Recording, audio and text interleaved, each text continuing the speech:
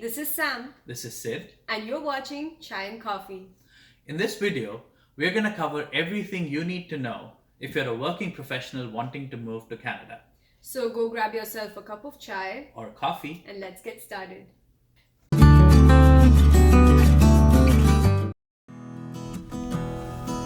So in today's video, we'll dive into the following. What is the Canada Express Entry program? What do you need to know before you apply? And tips and tricks on how you can succeed. This is going to be an action-packed video with lots of good information.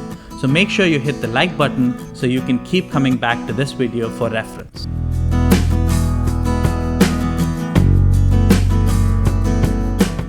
What is the Canada Express Entry program? Well, it is an expedited pathway to permanent residency in Canada, but it is a fairly selective process and it's limited to workers that can demonstrate that they have skills and ability to contribute to Canada. Now you might say, okay, but what is the criteria for determining that? Well, there really are 3 avenues through which you can qualify. But my guess is that for a vast majority of you, really only the first avenue will apply, the Federal Skilled Worker Program. So while we won't go into any more detail on these other avenues in this video, if this is something of interest to you, check out the link in the video description. There's a lot more information there.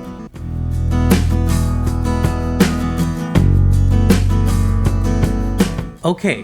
So let's dive into the details of the Federal Skilled Workers Program. Now, the first thing you'll notice here is it applies to skilled workers with foreign work experience. Ding, ding, ding, ding, that's you. Now, let's get into what that really means.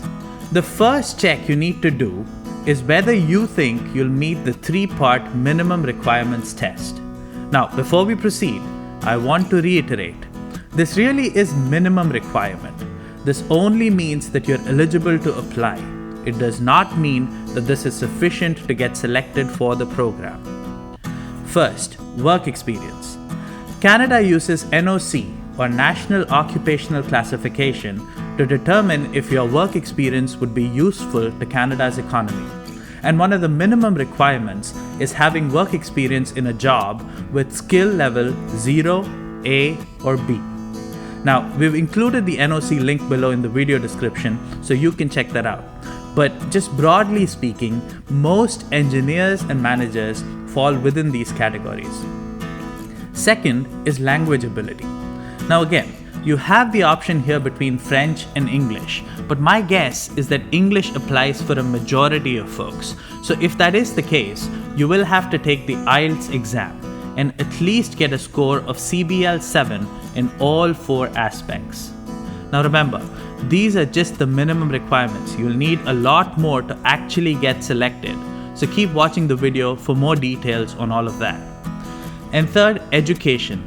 You must have a degree or a diploma from a recognized institution in your country, and you need to get an ECA or Educational Credential Assessment from an approved body like the WES, so that they can review and establish equivalency.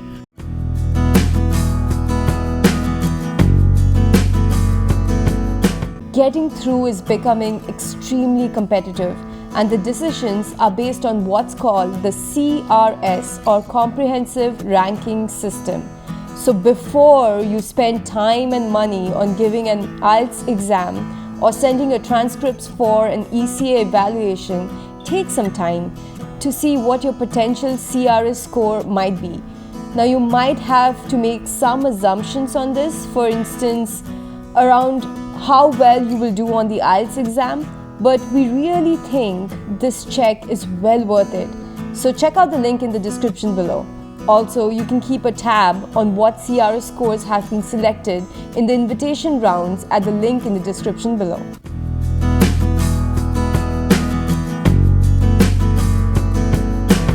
What's next? Well, it's time to get the ball rolling. And hopefully, the following tips and tricks will help you plan effectively and succeed. First, schedule the IELTS test as soon as you feel you'll be ready in a reasonable amount of time. it can sometimes take over 2 months to get an exam date. So check online and book early. Also, do not take the IELTS exam lightly. That is your best opportunity to maximize your CRS score. So prep. Now, we came across several fantastic resources that really helped us with our IELTS prep.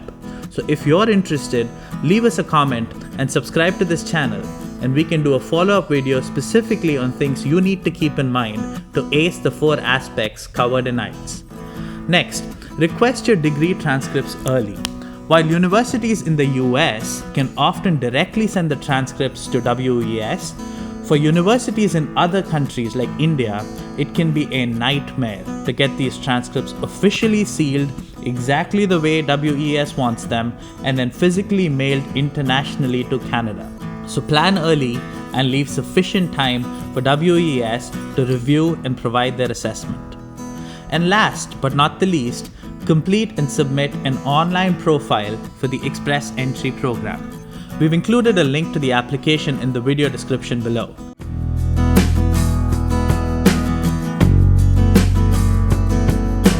And finally, once you've created and submitted your online profile, what's next? Well, now you can sit back and relax, for a little while anyway. Now, the Canadian Immigration Agency will review your profile, rank it using the CRS system, and place it in a pool of applicants sorted highest to lowest by CRS scores. Then every few weeks or sometimes a few months, they will open up what's called a new round of invitations, where they pick the applicants with the highest CRS scores in the pool and send them an invitation to apply for permanent residency. Loosely put, this is in some ways a conditional selection. That is, once you get an invitation, you have to send all the supporting documents to prove that the details you had presented in your application profile were correct. Assuming your supporting documents are all in order, your application is approved and you get towards the final steps of receiving your PR.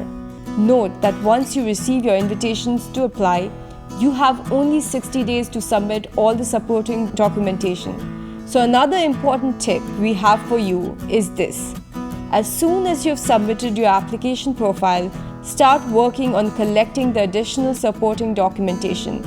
There are a few like the employer certification letter, the police certificate, and the medical certificate that especially need particular attention to detail and can take some time to obtain. So plan for these ahead of time. Again, details on these are beyond the scope of this video, but if you're interested, leave us a comment and we can do a follow-up video specifically on these aspects.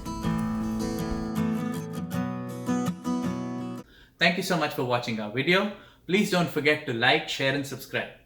And stay tuned for more videos from Chai and Coffee.